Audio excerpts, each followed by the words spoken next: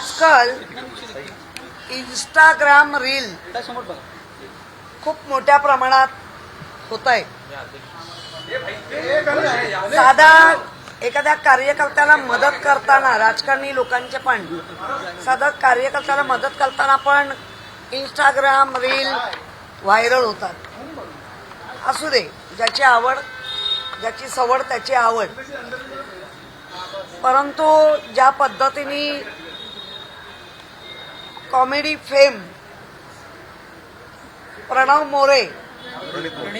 प्रणित मोरे याच्या शोमध्ये आमच्या थर्ड इयरच्या डॉक्टर ज्या पवार म्हणून आहेत, सेजल स्टुडंट आहेत, आणि सेजल पवार यांचं स्टेटमेंट जेव्हा व्हायरल झालं, म्हणजे ती कॉमेडी व्हायरल झाली. कॉमेडी नक्की असली पाहिजे, कारण आता जीवनामध्ये हसणं हा एक हसवण्यासाठी आता माणसं नेमायला लागलो होतं. आपण म्हणजे हसणं इतकं दुरापास झालेलं आहे. परंतु कोणावर हसतोय, नक्की विडंबन कोणावर होतंय याचं जर भान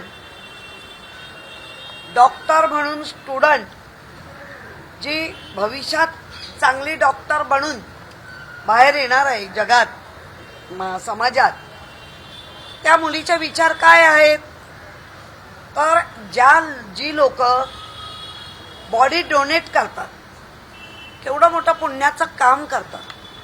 का करतात, तर तिथल्या असलेल्या प्रत्येक स्टुडंटला आमचं मानवी शरीर कसं आहे आणि त्या मानवी शरीरामध्ये प्रत्येक अवयवाची जागा कुठे आहे, कार्य काय, असं जे एक एज्युकेशन भाग आहे, त्या बॉडीला घेऊन तिने जेव्हा जोक केला त्या कॉमेडी याच्यामध्ये,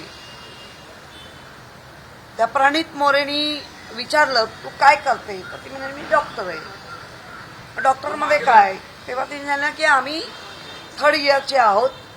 मग ते म्हणाले मग तुमच्या समोर पोस्टमॉर्टम वगैरे होत असणार. ज्यावेळेला पहिल्यांदाच त्याला कल्पना होते की ती बॉडी डोनेट, असं मला वाटतं, म्हणजे त्याच्यात तो काही संभाषण दिसत नाही. तेव्हा त्या मुलीने झालं की बॉडी आमच्या समोर होती. मग त्याने विचारलं तुम्ही काय केलं, तर म्हणे पहिले पाय तोडले, म्हणजे पायाचा एक केला. मग दुसरं तर म्हणे ॲब्डोमिनल, तिसरं म्हणे खोपडी. मग खोपडीत काही नसतं, काही नाही. आणि मग परत आगाऊगिरीने सांगितलं गेलं, ते जास्त लोकांना आवडलं नाही. प्रोसेस आहे, प्रोसेस केली पाहिजे आणि ती शिकवली गेली पाहिजे. पण जेव्हा आगाऊगिरीने एखाद्या डेड बॉडीच्या प्रायव्हेट पार्टबद्दल बोलणं, हे सर्वांना अतिशय संवेदनशील विषयावर जेव्हा जोक होतो त्यावेळेला ऑब्जेक्शन वाढतं. आणि ते इतकं वाढलं की लोकांनी आता त्याच्यावरती बोलायला सुरुवात केली.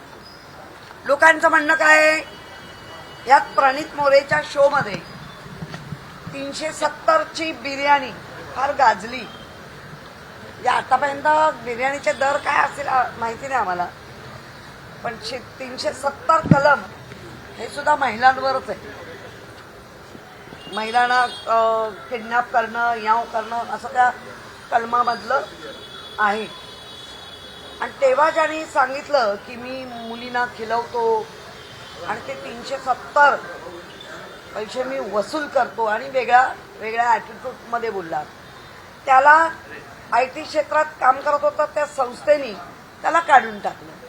इथे लोक आता सोशल मीडियावर तेच म्हणतात, इथे भेदाभेद नाही पाहिजे, मुलगा मुलगी हा भेदाभेद असताच कामा नये, कारण आपण सगळ्यांना समानतेचं वागणूक देतो.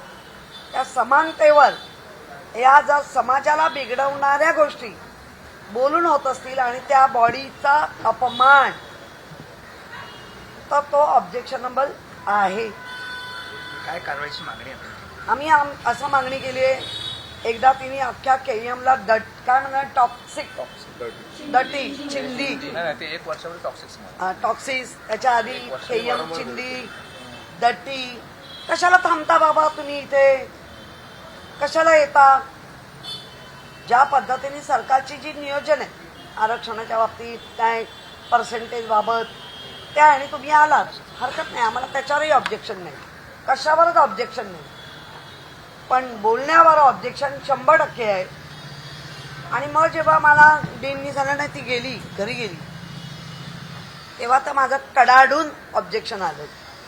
मुळात या मुलीचा चेहरा व्हायरल झाला, मुलगी वाईट बोलली आहे, तिच्यावर ऍक्शन घ्याच, पण मुलीचं संरक्षण करणं पण आमचं जबाबदारी आहे.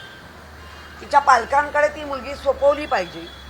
ती जर आज अशीच कॅम्पसच्या बाहेर गेली, मग ट्रेनमध्ये गेली, बसमध्ये गेली, कुठेही, आणि कोणी हल्ला केला, कारण हे कोणालाही आवडलं नाही, समाजाला आवडलं नाही, तर तेही काळजी करण्यासारखी गोष्ट आहे. मग अति ताणल्यानंतर तुम्ही सगळे होता हजर, मग आमचे डीन सांगतात नाही नाही ती कॅम्पसमध्ये आहे. तेव्हा पण मी सांगितलं तिला सोडू नका, पहिले तिचे आई वडील बोलवा.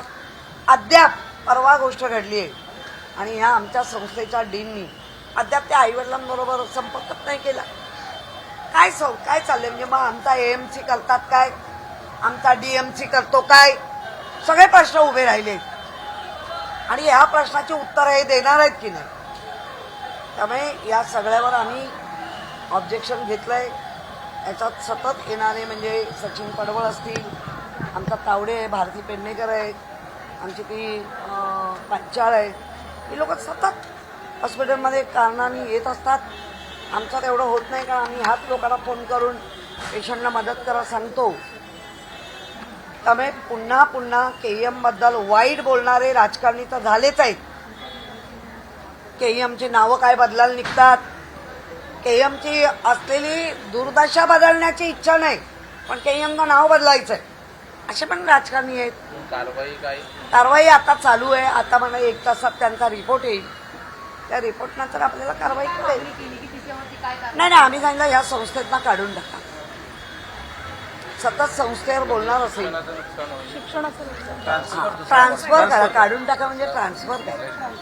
आम्हाला कोणाचंही नुकसान नाही. मग जर काळजी होती म्हणून सांगितलं ना तिला कॅम्पसच्या बाहेर सोडू नका, तिच्या कोणी काही अटॅक केला, काय केला तर ते बरोबर नाही, ह्याही काळजी आम्ही दाखवली पालक म्हणून. त्यामुळे फक्त ट्रान्सफर करा आणि तंबी द्या आणि रेकॉर्डला टाका.